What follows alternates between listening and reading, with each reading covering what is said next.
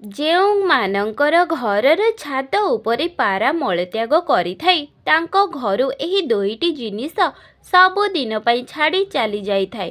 ତାହା କ'ଣ କ'ଣ ଆପଣମାନେ ଜାଣିଛନ୍ତି କି? ଯଦି ଜାଣିନାହାନ୍ତି, ଜାଣିବା ଆଗରୁ ମା ଲକ୍ଷ୍ମୀଙ୍କ ପ୍ରିୟ ଭକ୍ତଗଣ ଭିଡ଼ିଓଟିକୁ ଗୋଟିଏ ଲାଇକ୍ ଏବଂ ସବସ୍କ୍ରାଇବ୍ କରିଦିଅନ୍ତୁ।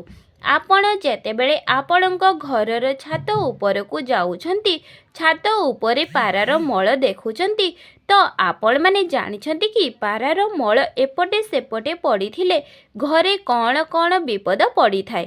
ନମ୍ବର 1, ଘରର ଛାତ ଉପରେ ପାରା ମଳତ୍ୟାଗ କରିଥାଏ ତ ଟଙ୍କା ପଇସାର ଅସୁବିଧା ଆସିଥାଏ ଓ ଦରିଦ୍ରତା ପଡ଼ିଥାଏ।